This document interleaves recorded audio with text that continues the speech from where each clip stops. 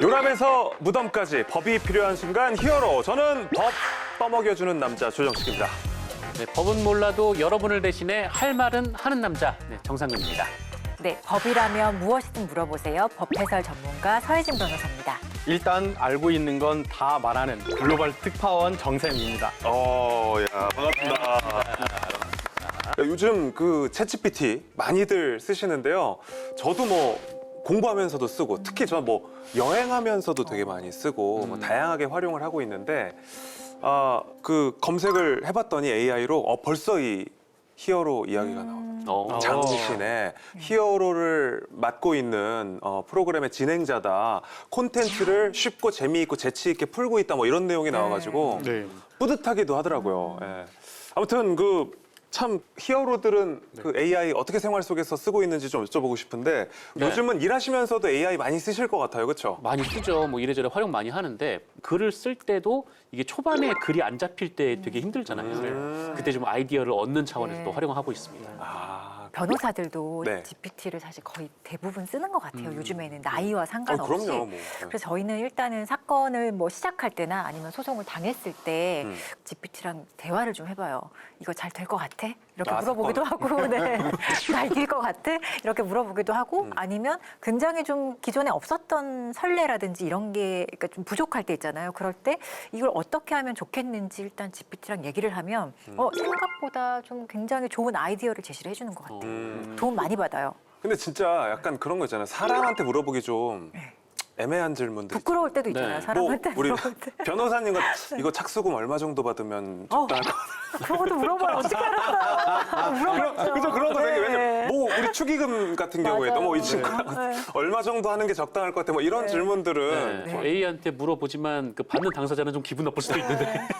컴퓨터는 꼭 나 혼자 쓰는 컴퓨터로만 네. 그런 질문들 해야 됩니다. 저는 AI를 쓰면서 약간 느끼는 건데 맨날 검색할 때마다 비슷한 그런 결과가 나오게 되더라고요. 네. 그래서 뭔가 제가 AI를 통해서 조종을 당하는 것인가 이런 생각이 들었을 때가 있어요. 네. 이런 생각이 저도 많이 들고 또 질문을 하면서도 저에 대한 정보가 동시에 네. 계속 가고 있는 거잖아요. 그렇죠. 그래서 그렇게 느껴지죠. 옛날에 내가 했던 질문을 딱 활용해가지고 답해주고 이럴 때 네. 무섭죠. 소름 돋고 이럴 때도 있어요. 내 의지와 상관없이 나보다 나에 대해서 더 많이 알고 있고 사람은 또 잊기도 하잖아요. 근데 얘는 잊지도 않아. 그러니까 야, 이 개인정보 유출과 관련해서 어떤 뭐 법적 장치 같은 게 있나요? 이런 개인정보와 관련해서? 사실 뭐 개인정보 보호법이라는 게 있긴 한데 네. 그게 뭐 지금 뭐 생성형 뭐 인공지능 거기에만 특화된 그런 법률이라고는 할 수 없거든요. 근데 지금 너무 이런 것들이 새롭게 이제 만들어지니까 사실 이렇게 변화하는 어떤 인공지능을 대비한 그런 법률도 좀 필요한 상황이에요. 지금은 사실 없다고 봐야 돼요. 그렇군요. 자, 이럴 때 발빠르게 움직여야 하는 사람들이 바로 입법 히어로들입니다. 오늘 입법검증본부에서 검증해볼 법안은 우리나라 최초 AI 기본법을 제정한 의원이신데요. 하나 더 보태자면 AI에게 이분이 어떤 분인지 물었더니 이 눈에 띄는 부분이 국정감사가 있지 않았었습니까? 네. 이분에 대해서 이렇게 평가를 내렸는데요. 단순히 질의하는 수준을 넘어서 기술적 배경을 바탕으로 정책적 대안을 제시하는 능력이 돋보여서 과방위의 실력파라는 평가도 받고 있다. 이렇게 AI가 평가를 했습니다. 야, 기대가 많이 기대된다. 됩니다. 네, 기대가 됩니다. 과연 AI가 이분에 대해서 제대로 이야기를 한 건지 아니면 AI가 좀 허풍을 떤 건지 히어로에서 직접 확인해 보도록 하겠습니다. AI가 인정한 AI 전문가 의원님 어서 오십시오. 어서오세요.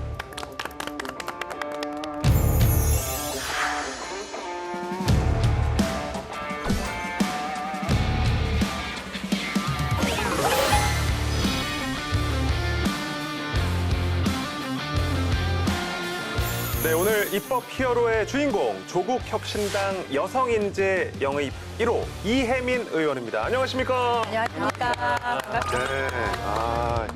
이혜민 의원 하면 IT 전문가 또 뭐 AI 전문가로 잘 알려져 있는데요. 가장 화제를 모았던 우리 이혜민 의원의 소개 정상근 기자님께서 해주시겠습니다. 네, 한번 들어보시고 네. 좀 이제 아닌 것 같은 부분들은 바로 짚어주세요. 그렇게 할 수가 있군요. 그럼요. 네. 바로 잡아야 되니까요. 그렇습니다. 이혜민 의원님은 1973년생이시고요. 대학에서 전자계산학과를 졸업하셨고 대학원에서 컴퓨터공학을 전공하셨습니다. 이 문과생들은 답답해지기 시작하는데요. 미국 구글에서 이 시니어 프로덕트 매니저 그리고 오픈 서베이 최고 제품 책임자로 근무를 하셨습니다. 구글에서 근무 당시 워리어라고 불릴 정도로 적극적인 타입이셨다고 하고요. 취미 역시 첫 번째가 일하기. 일하기 외에는 책 읽기. 일반인들은 답답해지기 시작하죠. 네. 이 좋은 책을 반복해서 읽는 걸 좋아하셔가지고 좋아하는 책을 20번 이상 읽으신 적도 있다라고 합니다. 미국에서 일하던 중 2024년 이 총선을 앞두고 조국혁신당의 영입 인재로 발탁이 되셨고 비례대표로 당선돼서 정계에 입문을 하셨습니다. 조국 전 대표가 이제 영입을 위해 전화를 했을 때 별 망설임 없이 그 자리에서 수락을 하시고 원웨이 티켓을 끊어서 한국으로 들어오셨다라고 해서 이게 화제가 또 됐었습니다. 현재는 국회 과학기술정보방송통신위원회 소속 위원이시고 조국혁신당의 AI 특위위원장, 과학기술 특위위원장을 맡고 계시고요. 지난 6월 AI 기본법을 발의하셔서 이 국회 입법 활동 부분 의정 대상을 받기도 하셨습니다. 야, 네. 그렇군요. 와. 아니 근데 기자님 이렇게 말씀하실 때 제가 봤을 때 2번 치셨거든요. 제 얘기를요. 네네. 네. 제가 지금 예측에는 좀 바로잡을 부분이 한 2부분이 있는 게 아닌가 싶은데. 한 실례가 안 가지- 된다면 사과부터 하고. 한 가지 바로잡고 한 네. 가지는 첨언하고 싶어서 정확하게 보셨습니다. 그쵸, 2번 일단- 썼습니다. 1973년생이 아니라 83년생 같으신데요. 네, 그렇게 봐주시면 감사하고 하나는 바로잡고 싶은 거는 좋은 책은 20번 이상이라는 것보다는요 20년 이상 20년 네, 네, 책을 읽습니다. 작년만 해도 한 10번 정도에 걸쳐서 월간 해민 책방 운영도 한 적이 있고요. 제가 20년 이상 읽은 책들만 모아서 소개하는 것도 했었어요. 근데 제가 책을 20년 이상 읽는 가장 큰 이유는 읽으면 읽을수록 그 행간이 보여요. 행간에 저자가 무슨 이야기, 그다음에 무슨 생각을 하면서 여기를 썼을까 그게 느껴져서 너무 좋아서 그래요. 정말 훌륭하시다. 또 하나 첨언을 하고 싶은 것은 조국 대표님께서 이제는 태평양 건너서 이제 화상 회의로 저한테 제안을 하셨을 때 그때 고민을 했죠. 그 자리에서 수락을 하긴 했으나 고민을 했지만 그때 어떤 심정이었냐면 저는 너무나도 중요한 어떤 일은 이렇게 계산을 하면 네. 못할 이유밖에 안 나오더라고요. 하지 말아야 될 이유밖에 안 나오기 때문에 그때 선결정 후수습하자. 그리고 그냥 원웨이 티켓 끊고 왔던 기억이 납니다. 별명이 아까 구글 다닐 때 워리어였다고 하는데 이거는 왜 닉네임이 왜 워리어였던 거예요? 그때 구글 안에서는 이제는 계속해서 퍼포먼스 성과 측정을 하는데 네. 동료 평가의 결과물을 보고 제 매니저가 어느 날 첫 번째 문장이 She is a warrior라고 이제 써서 넣어놨더라고요. 근데 그게 왜 그러냐면은 팀을 이끌고 하다 보면은 더 좋은 프로젝트를 할 수 있고 위치를 공고히 하고 더 많은 리소스를 받을 수 있도록 그 안에서의 전쟁 또한 좀 있거든요. 근데 그게 우리가 생각하는 막 고함을 지르고 이런 게 아니라 다들 웃으면서 굉장히 논리적으로 이야기를 하지만 총만 안 들었지 전쟁터 같은 그런 느낌이에요. 그러기 때문에 그렇게 표현을 해준 것 같습니다. 우린 뭐 옛날 레슬링에서 그 워리어가 좀 그러니까요. 인상이 깊어가지고 근데 그런 게 아니라 우리 팀의 승리를 또 네. 위해서. 전사다. 근데 저도 좀 궁금한 게 네. 이제 그렇게 정치권에서 제안을 받으시고 우리 정치권으로 입성을 하신 사례인데 네. 어쨌든 입법을 하는 네. 일이기 때문에 네. 그 법률에 대한 어떤 그 좀 어려움이라든지 굉장히 좀 진짜 현타가 온다고 누가 네. 그렇게 말씀을 하신 분이 계셨어요. 어떠셨어요? 모르던 제가 입법을 해본 적이 없었으니까 네. 그 전에 새로운 영역이었다는 맞는데 현타가 온다기보다는 나이 50 넘어서 내가 새로운 도메인에서 일을 새롭게 습득을 할 수 있는 기회가 별로 없을 거라고 생각을 했었거든요. 그래서 굉장히 저는 좋습니다. 네, 새로운 것을 또 새로운 도메인을 도전을 즐기시는. 네. 네, 맞아요. 이런 네, 거 네, 그 평가도 굉장히 많이 네. 받았어요. 네. 국회에서도 약간 우리 당에서도 좀 동료들이 워리어로 좀 평가를 하고 있나요? 워리어보다는 굉장히 이 일을 잘한다라고 얘기를 하시는데 그 챌린지를 테이크하는 것을 되게 좋아한다라는 평을 굉장히 많이 받았어요. 그렇군요. 네. 진짜 IT 전문가신 네. 걸 제가 이렇게 딱 경험할 수 있는 순간 없잖아요. 근데 진짜 딱 모니터가 꺼질 것 같을 때 타이밍이 진짜 기가 막히죠. 옆에서 보면은 녹화해놨다가 메트로놈으로 써서 정확한 시간을 가져가지고 한마디로 이제 대기업에서 이렇게 옮겼는데 좀 네. 후회되는 지점은 없으셨나요? 후회되는 지점이요. 사실 기자님 이 질문 진짜 많이 받는데 저의 대답은 너무 깔끔하게 있긴 해요. 저는 없습니다. 제가 있었던 곳에선 지금도 말씀을 하세요. 후회 안 돼? 후회 안 돼? 후회 안 돼? 후회되잖아. 막 이렇게 말씀들을 하시는데 버려버린 기회들이 굉장히 뭐 스탁옵션이랄지 아니면 저는 그러니까. 미국에서 영주권을 가지고 있었기 때문에 영주권도 버렸고 이런 여러 기회들을 버리긴 했어요. 근데 아까 전에 제가 선결정 후수습 한다고 말씀을 드렸잖아요. 그런 것들을 생각을 하면 결정을 못 내릴 것 같더라고요. 근데 좋은 것은 내가 후회가 없나라고 했을 때 거기에 대한 미련도 후회도 없어서 너무 좋습니다. 제가 좀 가슴이 시린데 스톡 옵션이라는 말 딱 듣자마자 네.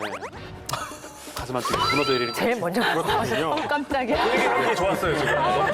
깜짝 놀랐어요. 질문이 하나 이렇게 생겨서 제가 네. 세미 씨가 이렇게 갑작스럽게 질문 하나씩 드릴 거예요. 네. 네, 이거 소리도 되게 크게 들어서 한번 눌러봐도 돼요? 예, 한번 들어보세요. 이렇게 오, 이렇게 네네. 그렇다면 제가 궁금한 게 최근에 혹시 챗GPT를 통해서 내 이름을 검색해 본 적이 있다. 내 이름을 아니 없어요. 진짜요? 진짜요? 네. 뭐 재밌는 내용이 많이 나오실 텐데. 사실은 아까 전에 읽어주셔서 되게 흥미롭게 들었어요. 아 진짜요? 근데 챗GPT를 이용을 해서 제 이름을 검색을 하는 거는 오히려 뉴스나 아니면은 유튜브 채널 같이 모니터링이 필요하기 때문에 네. 이름을 검색을 해볼지언정 챗GPT에 제 이름을 검색을 해본 적은 없는 것 같아요. 이유는 챗GPT는 LLM이잖아요. 네. Large Language Model이잖아요. 큰 언어 모델이라고요. 그래서 챗GPT가 주는 어떤 그 결과물들은 제가 뭐 오늘 날씨가 가을이에요까지 했을 때 네. 그 다음에 나올 수 있는 가장 확률이 높은 문장을 가져다 주는 거거든요. 세상에 있는 모든 텍스트를 학습을 한 다음에 아주 거칠게 얘기를 하면 네. 그렇기 때문에 저에 대해서 검색을 해봤자 약간 문학적인 거나 아니면은 되게 사실과 약간 다를 수 있는 것들까지 모아서 아름답게 표현을 해줄지언정 제 이름을 검색을 한다는 소리는 제 입장에서는 모니터링 쪽이 더 강한데 그 목적 달성을 할 수가 없으니까 LLM인 챗GPT한테는 안 물어보고 있습니다. 네. 그러니까 모르는 사람들만 계속 물어보는 거예요. 이게 문과적 사고와 이과적 사고가 이렇게 다르군요. 저도 이번에 이렇게 네. 말씀해 주시니까 어떤 느낌인지 너무 이해가 갔어요. 근데 진짜 가는 거 맞아요? 맞아요. 그냥 알아들으신 표정이세요. 그러니까 정말 네, 알아들었어요. 우리가 드렸던 질문은 뭐 이렇게 스스로에 대해서 이렇게 좀 검색을 찾아보고 해봐, 이런 하셨는데 이제 건데. 이건 네. 의미가 없는 맞아요. 행위인 것 같다. 과학적으로 오늘 전반적으로 워리어한테 두들겨 맞고 있는 느낌.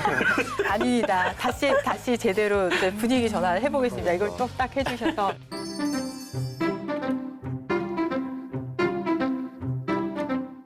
전 세계적으로 AI 전쟁이라고 할 정도로 기술 패권 전쟁이 치열한데요. 의원님께서는 우리나라가 3년 뒤처진 상태라며 우리나라 정부의 좀 적극적인 지원과 대책이 필요하다라고 말씀을 하셨습니다. 과거 김대중 정부 시절에 닷컴 시대가 있었죠. 우리나라 IT 산업이 엄청난 발전을 이뤘었는데 이번 AI 시대에서는 뭐 그런 활력이 보이지 않는다. 그래서 우리나라가 좀 늦은 거 아니냐, 좀 이런 지적들도 있는데 여기에 대해서는 좀 어떻게 보고 계신가요? 그런 지적이 있었고요. 네. 그다음에 3년이 늦어진 것도 맞고요. 다만 뭔가를 뭐 다른 나라가 이렇게 했으니까 우리도 그대로 카피캣처럼 그대로 따라해야 돼. 이런 전략을 세우면 망하는 상황이고요. 캐치업을 해야 되는 상황이거든요. 근데 그 캐치업을 하기 위해서 필요한 여러 가지 요소들이 있어요. 그 요소들 중에 발목을 가장 잡았던 게 바로 GPU의 개수였습니다.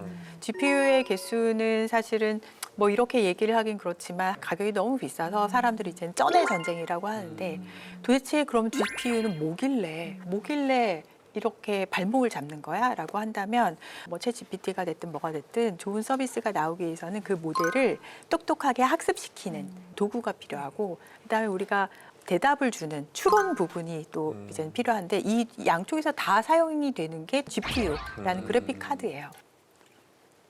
관련해서 엔비디아로부터 우리나라가 26만 장의 GPU를 확보했다는 게 이제 뉴스가 많이 됐었는데 이게 어떤 의미가 있는지. 그래픽 카드가 우리나라가 10,000장도 안 되게 가지고 있었고 미국 같은 경우는 수천 장 수준, 이제 중국 같은 경우는 수백 장 수준이었어요. 그런데 이번에 엔비디아의 젠슨황이 와서 26만 장을 먼저 살 수 있게 해줄게라고 약속을 했기 때문에 이번 일을 계기로 해서 다시 한번 어떤 AI로 부응할 수 있는 몇 단계 뛰어오를 수 있는 그런 계기를 마련을 한 게 아닐까 해서 굉장히 분위기는 많이 변했다 이렇게 말씀을 드립니다. 물론 네. 이 다음 이게 시작이고 이 다음에 숙제가 이만큼 있긴 해요. 이제 대통령께서도 오셔서 예산안 관련돼서 시정연설을 국회에서 하셨습니다. 인공지능 단어가 계속 나왔었거든요. 그래서 말씀하신 대로 나라가 인공지능으로서 모든 산업이 이제 붐업 될 수 있는 시기가 내년부터는 좀 일어나지 않을까 이렇게 생각을 하고 있어요. 이쯤 되면 이혜민 의원께서 IT 전문가 또 AI 전문가로서 어떤 법안을 내셨는지도 저희가 궁금한데요. 벌써 좀 힌트가 나온 것 같습니다. 네, AI 산업이 발달하면서 이 전 세계적으로 AI에 대한 제도적 장치를 마련하고 있는데요. 우리 국회에서도 이혜민 의원님과 또 많은 의원님들의 노력으로 AI 산업의 진흥과 또 규제를 위한 법안이 제정이 됐습니다. AI 신호등법, AI 기본법으로 불리는 법, 바로 이겁니다.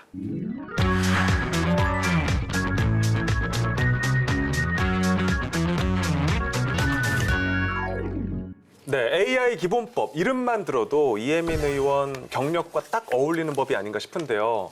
먼저 어떤 내용이 담겨 있는지 저희가 좀 알아봐야 될 것 같은데요. 이게 기본법이잖아요. 정부 입장에서도 컨트롤 타워가 있는 상태에서 국가적으로 진행이 돼야 되고 그렇다면 입법, 기본법, 기본 틀을 마련을 하고 그 하위 법령이나 혹은 팔로업으로 계속해서 개정안이 나와야 된다라는 생각이 들어서 기본법은 그릇을 만드는 데 집중을 했다. 철학을 좀 말씀을 드리자면 사람 중심이어야 된다라는 것을 좀 강조를 해드리고 싶어요. 그래서 AI 기본법에는 4명이 등장을 해요. AI 모델을 만들어내는 곳, 그리고 그걸 이용을 해서 서비스를 만들어내는 곳.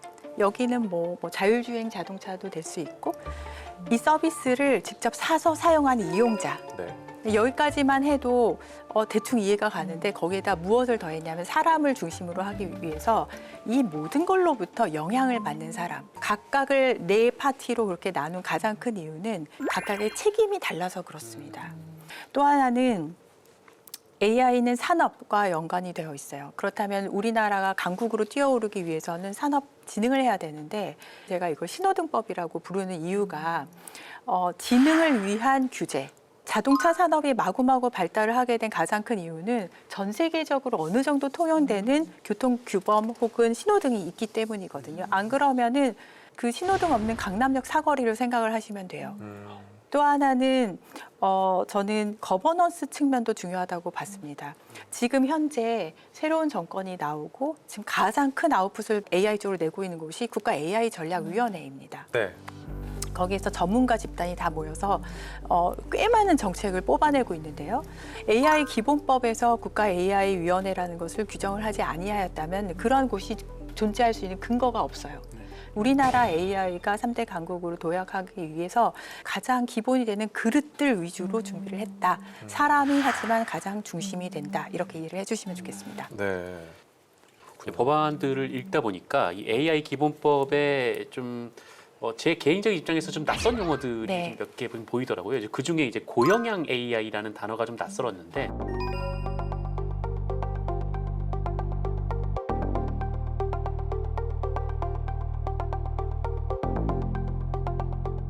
이 고영향 AI가 어떤 것들을 말씀하시는 건가요? EU나 아니면은 미국이나 이런 데를 보면은 이제 하이 리스크라고 해서 이제 번역을 하게 되면은 고위험이라고 많이들 번역을 해요. 하지만 캐나다 같은 경우는 고영향이라고 이제 정의를 하고 있고 저희도 이제 같은 걸 이제는 차용을 한 건데 영향에 굉장히 좀 방점을 찍었다고 보시면 되고요. 사람이 그만큼 중요하고 이게 어떠한 목적이 됐든 사람한테 미치는 영향이 큰지 아닌지 아주 크리티컬한지 아닌지에 좀 집중을 하고 싶었고 우선 기술인데 이거를 무작정 고위험이라고 이름을 매겼을 때 저는 기술은 굉장히 가치 중립적이거든요. 우선 나쁜 거야. 내가 지금 우리 회사에서 일하는 게 고위험 서비스를 지금 만들고 있어보다는 가장 영향이 좀 큰 그런 종류의 서비스를 만들고 있어라는 것을 좀 전달을 하고 싶었습니다. 그러니까 영향을 받는 자라는 개념을 이제 만드신 게 저는 네. 굉장히 의미가 있는 것 같은 게 사실은 그 법률에서 이제 없었던 용어를 새로 만들어내는 게 사실 진짜로 사람들이 그걸 어떻게 인식하느냐에 대해서 결정적인 어떤 뭐랄까 메시지를 주는데 그렇게 고위험 이런 얘기보다는 사실은 영향을 받는 사람들 또는 영향을 받는 자들 이렇게 딱 정의를 한다면 사실 기술에 대해서 사람들이 조금 더 정말 중립적인 개념으로 바라볼 수 있을 것 같아요. 낙인을 찍지 말자. 네. 네, 거죠, 네, 기술에. 그리고 예, 맞습니다. 그리고 기술 자체에 대한 어떤 규제보다는 그래서 이게 나쁜 영향을 미쳐, 좋은 영향을 미쳐 이게 더 중요해지는 거죠. 그렇군요. 저도 AI 앱을 쓰면서 느낀 게 틀린 정보가 많다는 부분이에요. 아, 네. 맞아요. 네. 출처는 뜨지만 틀린 거 너무 많고 사과도 너무 잘하고 그죠? 칭찬도 많이 잘하잖아요. 좋은 질문이에요 하면서 뭐라고 네, 하면 좋은 지적이에요. 네, 네. 뭐라고 하면 좋은 지적이에요라고. 뭔가를 네. 부탁하면요 좋아요부터 대답을 하더라고요. 예의가 바르긴 한데 그래도 이 정보 신뢰도에 대한 책임은 누가 져야 하나요? 아주 근본적인 질문을 해주셨어요. 그리고 이 또한 AI 기본법에서 고민을 좀 많이 했었고, 그 내 주인공들이 가져가는 책임들은 좀 다르긴 한데, 네. 우선 아무래도 모델을 맨 처음에 만든 사람들한테 책임을 물어야 되는 질문을 해야 되는 영역입니다. 학습 데이터를 투명하게 공개를 하도록 하는 여러 가지 투명성, 책임성을 부여를 하고 있고요. 두 번째는 이제 국가적인 책무인데요. 범인증 부분에서 AI 안전연구소에서 어느 정도 전 세계적으로 통용이 되는 체크리스트, 쉽게 얘기를 하자면은 그런 것을 통과한 서비스가 사용자들한테 가야 된다라는 것을 하고 있는데 제가 계속해서 AI 안전연구소의 역할은 국제적이어야 된다라고 말씀을 드린 이유가 그래야만 우리가 만들어낸 것도 해외로 편하게 나갈 수 있고 해외 것도 쉽게 들어올 수가 있는데 만약에 거기에서 체크리스트가 예를 들어서 차이가 나잖아요. 그럼 우리나라는 갈라파고스가 될 수밖에 없어요. 아니면 바깥으로 해외 진출하는데 무지 새로운 또 체크리스트를 만족을 시켜야 되기 때문에 그래서 국가적인 책무 부분은 그런 거버넌스 측면에서 체크를 해야 되는 게 있고 마지막으로 이건 책임 부분이라기보다는 사용자 입장에서도 AI 리터러시를 높일 필요가 있습니다. 이것은 생성형 AI가 만들어낸 거야. 인지하고 사용을 하는 것과 그렇지 않고 사용을 하는 것은 굉장히 큰 차이가 있어요. 나의 어떤 목적을 달성하는데 가장 좋게 이용을 하는 도구여야 되지 내가 완전히 기대버리는 어떤 대상이 되면 안 되겠다 이런 생각을 해봅니다. 말씀 중에 문득 의문이 들었는데 그 AI 위원회가 별도로 구성돼 있고 또 안전연구소를 또 다시 별도로 구성한 맞습니다. 이유는 여쭤볼 수 있을까요? 지금 국가 AI 위원회는 이름을 좀 확장을 해서 국가 AI 전략위원회라는 이름으로 활동을 하고 있는데 거기서는 주로 전체적인 컨트롤 타워 역할로서 정책이랄지 아니면은 예산 관련돼서 리뷰랄지 이런 것들을 전체적인 측면에서 보고 있고요.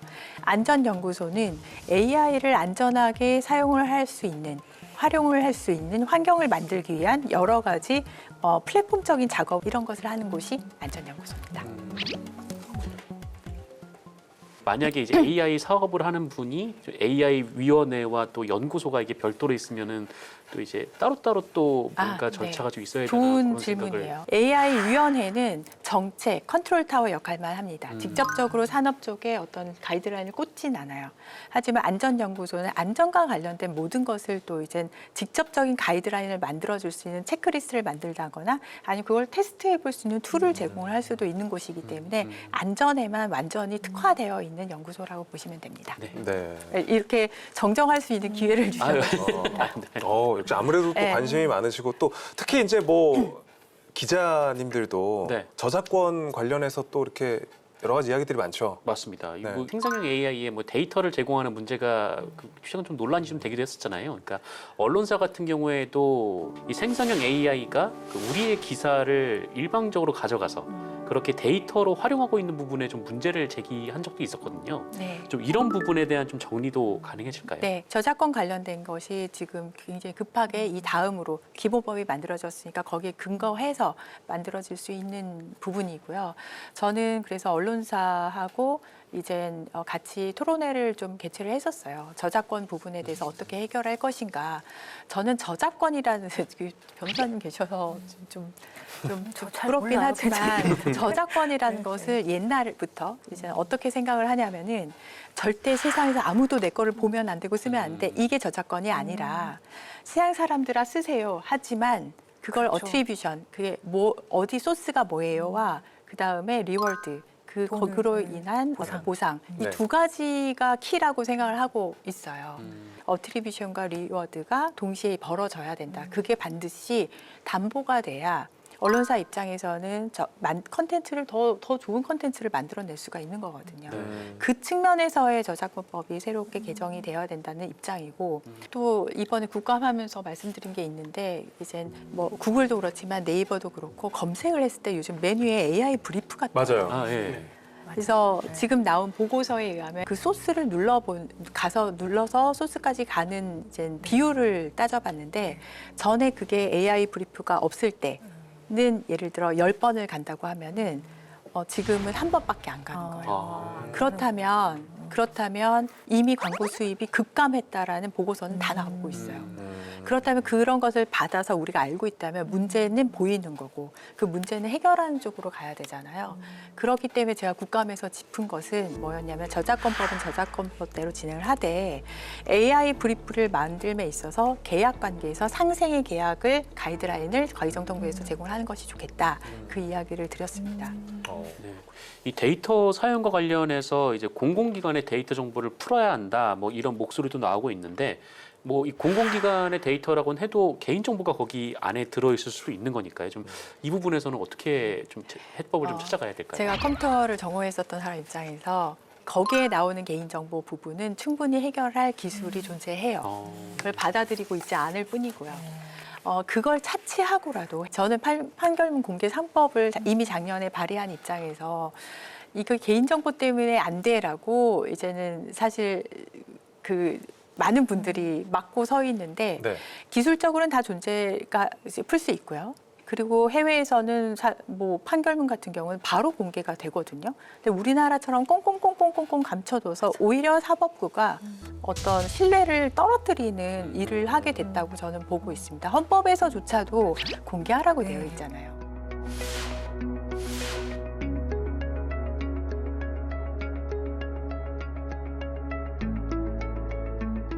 공공 데이터는 기본적으로 세금이 들어간 데이터예요. 그렇다면은 그게 활용될 수 있도록 API 제공이나 여러 가지 방법을 통해서 국가는 제공을 해야 된다라는 입장입니다. 저는. 너무 사실 공감을 해요.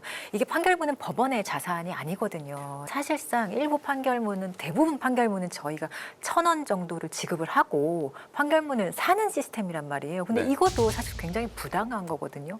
지금은 점차 늘어나고 있긴 하지만 굉장히 일반 사람들 입장에 봤을 땐 접근성이 떨어지는 게 맞거든요. 빨리 공개됐으면 좋겠어요. 오히려. 네. 저도 답답하거든요. 대부분이 아마 개인정보, 거기 등장하는 사람들의 이름, 뭐 비실명화 조치인데 지금은 법원이 하는 방식이 굉장히 노동이에요. 그냥 맞아요. 사람이 다 지우거든요. 네. 그러니까 힘든 거예요. 근데 그거는 저도 기술을 잘 모르지만 왠지 기술적으로 금방 해결될 수 있을 것 같거든요. 네. 핑계일 뿐이다라고 네, 생각합니다. 맞습니다. 지금 공공 쪽을 들여다봤더니 AI 전환하기 전에 디지털 전환 자체도 잘 안 돼 있구나. 그걸 알게 돼서 제가 인풋을 넣고 있죠. 디지털 전환, AI 전환 한꺼번에 하는 쪽으로 방향을 틀자 이 말씀을 드렸습니다. 그렇군요. AI 발전 속도가 너무 빠르기 때문에 아직 가보지 않은 길에 대한 소비자들의 우려도 또 적지 않습니다. 그죠. 뭐 워딩도 네. AI 기본법 대신에 AI 지능법이라고 이렇게 말씀을 네, 하시는 것 지능을 같아요. 위한 규제. AI가 마구마구 발전을 하면서 너무 속도가 빠르니까 특히 직업을 잃을까 봐 걱정을 하시는 분들이 많아요.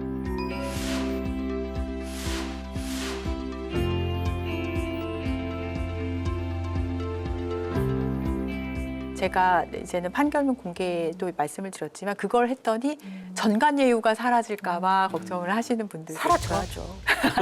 아니 그걸 걱정하시더라고요. 더불어서 이제는 제가 리걸테크 관련된 법안을 냈더니 이제는 변호사가 사라질까 봐 걱정을 하시는데.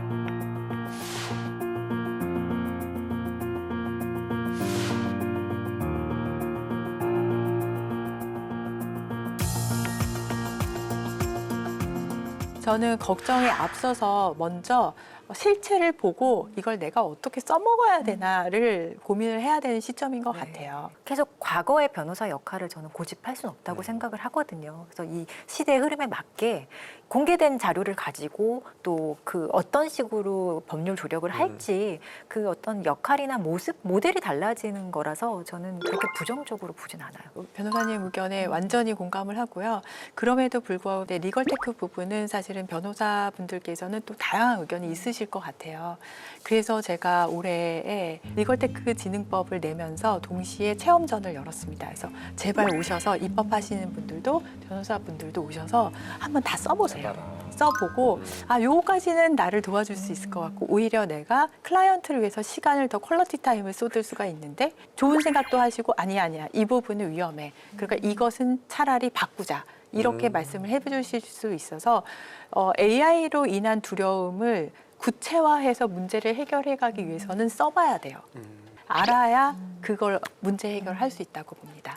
그것뿐만 아니라 사실은 예전에 산업혁명을 겪으면서 직업이 없어지는 만큼 혹은 그거보다 더 많이 직업이 새로 생겨요 라고 얘기를 했고 그게 증명이 됐거든요. 한 몇 달 전까지만 해도 AI 대전환으로 인해서 없어지는 잡들도 있지만 그보다 더 많은 잡이 생길 거야 라고 했어요. 근데 최근에는 AI 프론티어 모델, 그러니까 가장 훌륭한 모델을 만든 전 세계 몇 안 된 사람들이 무슨 이야기를 시작을 했냐면 아니다. 속도가 너무 빨라서 새로운 직업이 나타나기 전에 AI가 많은 걸 잠식을 해버릴 수가 있다라는 그 이야기를 꺼내기 시작한 지 얼마 안 됐어요. 그렇다면은 사회적인 안전망, 국가가 해야 되는 역할은 더 커진다고 생각을 하고 그리고 그걸 할 수 있는 시점이라고 저는 생각을 해요. AI로 인해서 디스토피아로 가냐 유토피아로 가느냐.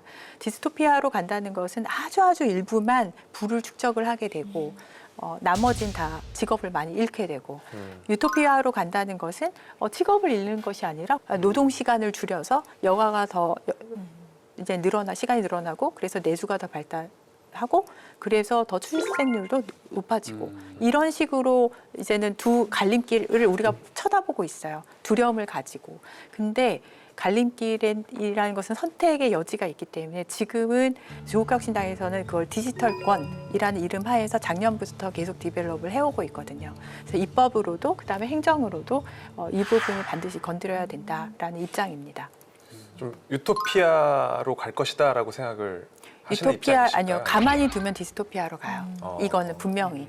그렇기 때문에 굉장한 노력을 들여서 유토피아 쪽으로 끌고 가야 되는 상황입니다. 야, 진짜 짧은 시간이었지만 진짜 이혜민 의원님 진짜 일을 잘하시는 분이구나. 그리고 이제 한 분야의 전문가가 또 입법을 또 해야 되는 이유를 지금 보여주고 계신 게 아닌가 하는 생각도 들고요. 진짜 워리어 맞으시네요.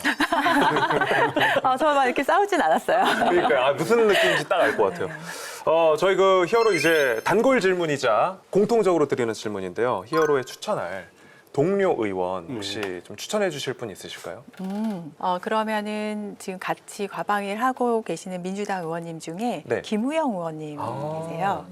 저하고 이렇게 활동하는 어떤 캐릭터는 굉장히 다르긴 한데 네. 이제 법안으로 보면 같이 낸 법안도 많이 있고 그렇습니다. 그래서 오히려 좀 다른 색깔로 또 법안 이야기를 해주실 수 있지 않을까 그런 생각을 해봅니다. 아, 그렇군요. 네.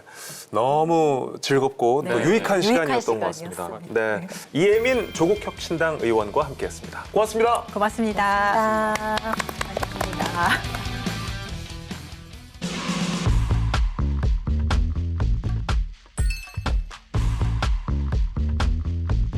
합법대 위법, 알쏭달쏭한 현장, 놓치기 쉬운 생활 속 법률 시원하게 풀어드립니다. 히어로의 사건 수첩.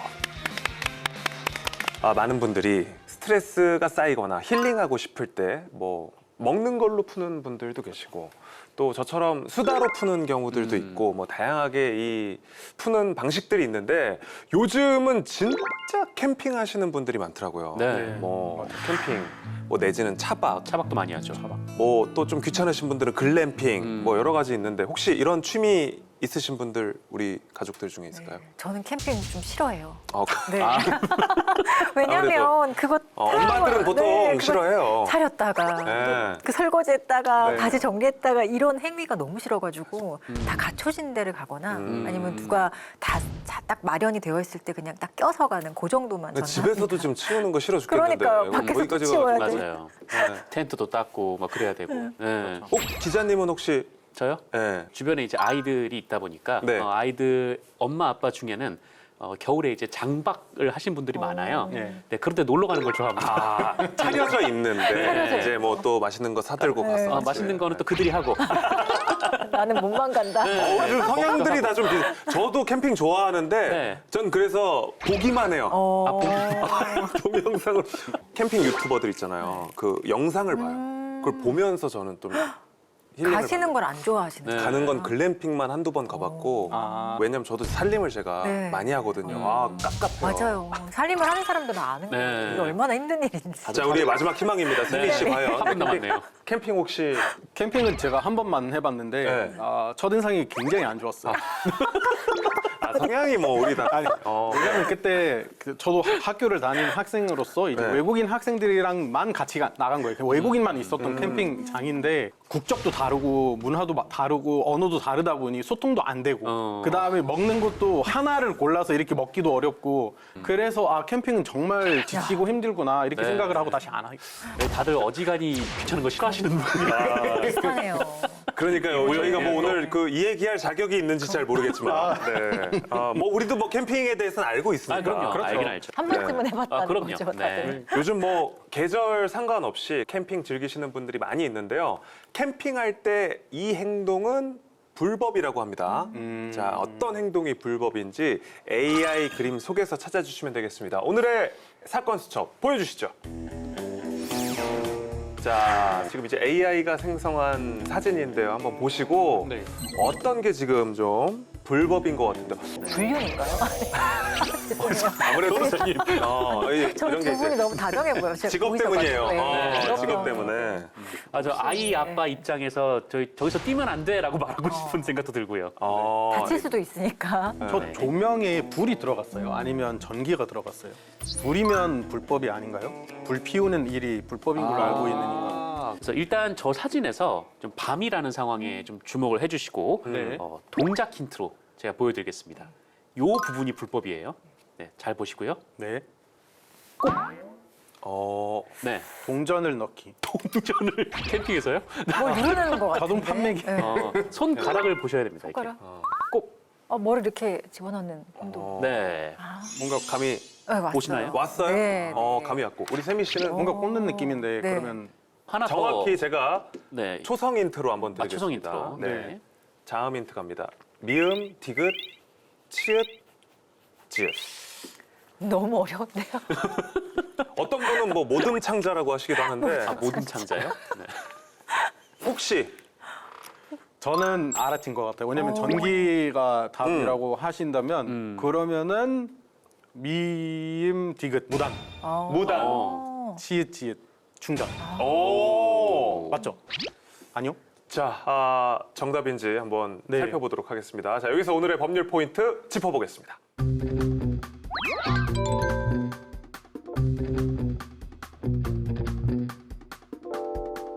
맞습니다. 우리 세미 씨가 말씀하신 것처럼 위법 상황은 무단 충전이었습니다.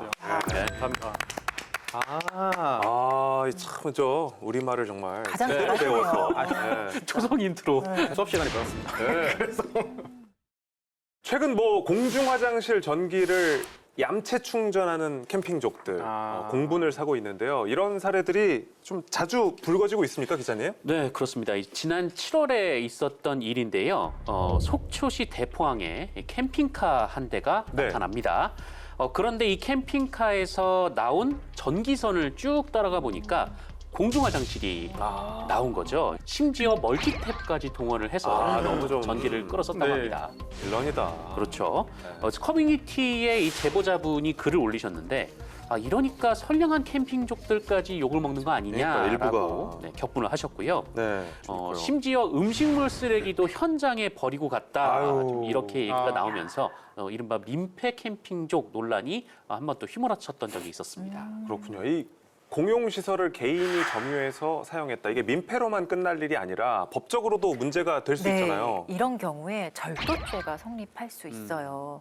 근데 뭐 사회통념상 잠깐 사용하고 일반적으로 뭐 허용하는 범위 내에서 사용하는 거는 사실 문제가 없을 수도 있는데 저렇게 막 대량 충전을 한다든지 뭐 멀티탭을 이용해서 여러 군데 막 충전을 한다든지 저런 것들은 우리 헌법상의 절도죄가 성립을 하는데요. 많은 분들이 전기를 사용하는데 전기가 무슨 재물이에요라고 할 수 있잖아요. 근데 우리 헌법에는 딱 명확하게 관리할 수 있는 동력도 재물에 해당한다라고 딱 규정이 되어 있어요.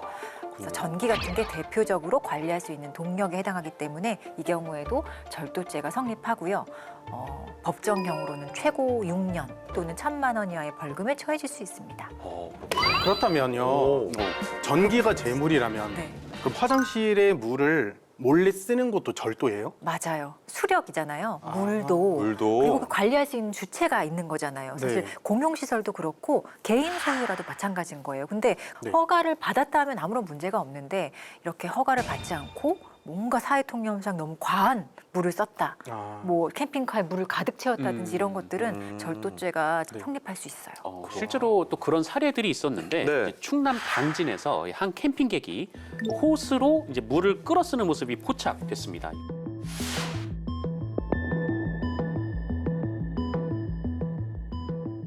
그리고 대관령 화장실이 한번 크게 논란이 된 적이 있었는데 휴게소에서 2명의 남성이 이 캠핑용 물탱크에 물을 가득 담는 그런 모습이 있었습니다.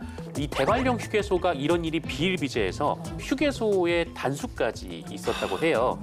결국에는 그 야간의 이용 제한까지 걸렸었다라고 합니다. 그러니까 이게 그러니까 선량한 사람들이 다 피해를 입는 거예요. 그죠? 이게 그렇죠. 제가 아는 경우에는 그 대학교 있잖아요. 대학교 지하에서 전기 연결해가지고 그 코인 채굴하는 학생도 컴퓨터를 돌려가지고요. 돌려가지고 네. 한 학기 동안 돌렸다 그러더라고요. 그러니까 이런 경우들이 지금 요즘에 많이 있는데 네. 근데 실제 형사 처벌로도 이어진 그 사례가 있을까요? 네, 이거는 사실 많이 일어나는 일이기도 해요. 대표적인 사례가 그 대전에서 있었던 일인데요. 대전 동구청이 관리하던 화장실에 한 60대가 그 공중 화장실 내 전기로 자신의 전기 오토바이를 10분에서 20분 정도 충전을 한 거예요. 그래서 이게 실제 절도죄가 인정이 돼서 벌금 20만 원이 선고된 사례가 있습니다. 그렇구나. 저는 사실 급할 때 공중 화장실이나 지하철에서 핸드폰 충전하기도 했거든요. 근데 이제 하면 안 되겠네요. 원칙적으로 사실 안 되는 게 맞는데 네. 그래도 약간 우리나라의 정서상으로는 좀 잠깐 뭐 핸드폰 충전한다든지 이런 것들은 어느 정도의 좀 용인되는 문화는 아직은 있는 것 같아요. 안 된다고 하세요. 네. 원래 안 됩니다. 왜냐면 우리가 안 된다고 해야지. 근데 또 세미 씨 괜히 또 여기서 어디 가서 저 변호사님이 그래도 된다고 했다. 용인되는 부분이 있다고 하셨는데 되게 곤란해질 수 있어요. 미래를 내다보시는 능력이 네. 있으신 것 같아요. 저도 안 됩니다. 네. 그렇게 말하고 다니려고 했는데. 원칙적으로 안 된다. 그러네. 네. 근데 요즘 카페에 가 보면은 뭐 그런 논란들이 있잖아요. 노트북 한 대 쓰는 거는 뭐 흔한데 멀티탭을 놓고 그냥 아예 뭐 프린터까지 네, 가져와서 프린터 가져온 사람 쓴다거나 봤어요. 뭐 이런 네. 일도 뭐 비일비재하고 심지어 무인 매장 같은 경우에는 안에 사람이 없으니까 그 여기 들어가서 이제 전기를 쓰는 그런 분들도 있는데 이런 분들도 혹시 처벌 대상이 되나요? 당연합니다. 이게 공공시설이나 뭐 어떤 사적인 소유자가 있는 거냐 상관없이 이렇게 무단으로 사실 충전하거나 전기를 사용하는 거는 일단 절도죄가 성립하는 거죠. 대신에 어떤 뭐 허락이 있으면 아무런 문제가 안 돼요. 네. 근데 이제 허락도 없었고 또 사회통념상 너무 과한 수준의 전기를 썼다라고 한다면 이거는 반드시 법적으로도 절도죄가 성립할 수 있는 그런 행위입니다. 상식선에서 가야 되는데 네. 뭐 카페에서 커피를 한 잔 먹고 뭐 핸드폰 좀 충전할 수 있죠 네. 우리가 생각하는데 막 보조 배터리 이만한 거를 막 거기서 충전한다든지 그러면은 사실 좀 안 되죠. 그렇죠. 제가 손이 지금 조금 네. 보조 배터리 큰 걸 LPG 표현하고 만 거를. 싶었어요. 막 이만한 뭐 아까 말씀드린 것처럼 충전이 아니어도 뭐 이전부터 냅킨을 막 이만큼씩 챙겨갔는데 예. 빨대를 막 한 움큼씩 가져간다든지 이런 것도 안 되잖아요. 그거는 저기 판례도 있어요. 예를 들어 예전에 지금은 잘 없는데 그 무가지 신문이라고 해가지고 무료로 가져가는 신문 옛날에 많았어요. 네, 네. 아, 그리고 지하철에서. 네, 지하철에 많죠. 메트로. 뭐 교차로에 많았던 네, 신문들. 그렇죠. 근데 그거를 막 한꺼번에 몇십 장 가져간 케이스가 있었거든요. 근데 사실 그게 뭐 공짜이고 무료인데 가져가면 어때라고 생각을 하시지만 그렇게 한꺼번에 많이 가져가는 거는 사실 용인될 수 있는 수준을 넘어서 가져갔다라고 해서 절도죄를 인정한 케이스도 있고요.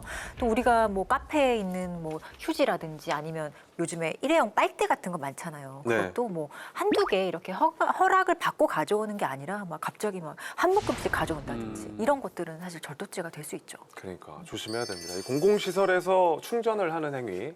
근데 해외에서는 어때요? 많은 나라에서는 이렇게 그 충전을 하거나 요구하는 것 자체가 무례한 행위로 여겨지거든요. 그래요? 특히 가까운 일본에서는 이렇게 가게 내에서 콘센트가 있다고 해서 뭐 섣불리 이렇게 충전을 하거나 아니면 그 가게 주인에게 충전을 해도 되나요? 이렇게 물어보는 것 자체가 예의 없는 것으로 이렇게 생각이 돼서 웬만하면 안 하는 게 낫고 말씀해 주신 것처럼 미리 집에서 충전을 제대로 하고 나오는 게 좋을 것 같아요. 공용시설뿐만 아니라 뭐 요즘 전기차나 전기자전거도 많아지면서 아파트에서도 이런 분쟁들이 많이 생기고 있다고 하는데요. 어떻습니까? 네, 맞습니다. 실제로 이 전남 여수의 모 아파트에서 한 입주민이 2014년부터 무려 6년간 이 복도에 있는 소화전 내부의 컨센트를 이용해 야. 공용 전기를 이제 자기 집으로 끌어다 썼다가 벌금 500만 원을 선고받았다라고 합니다.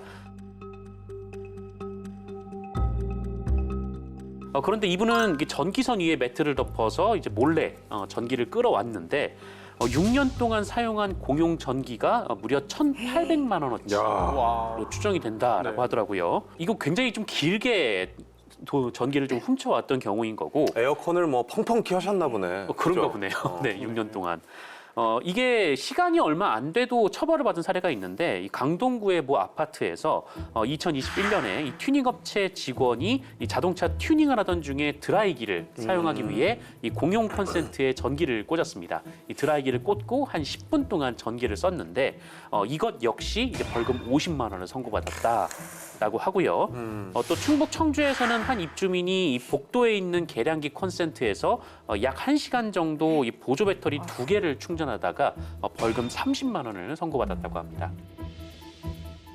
기자님, 이게 벌금으로 끝날 일인가요? 결국 그동안 공동 전기료에서 나갔을 거 아니에요. 그러면 좀 억울하지 않나요? 억울하죠. 그렇죠. 이 사람이 이제 얻은 이익은 네, 부당 그렇죠. 이득이거든요. 네. 그래서 이런 것들을 나중에 이 사람을 상대로 민사상으로도 손해배상 청구를 해서 네. 다시 뭐 입주민들이 지급한 금원이라든지 이런 걸 돌려받을 수 있는 소송을 할 수도 있습니다. 그러니까 앞으로 또 무단 충전하는 상황을 목격을 하면 우리가 어떻게 해야 되는지 코드부터 뽑아야 되는지 이거 어떻게 대응해야 되는 건지 이것도 좀 여쭤봐야 될 것 같은데 네. 변호사님 어떻게 해야 됩니까?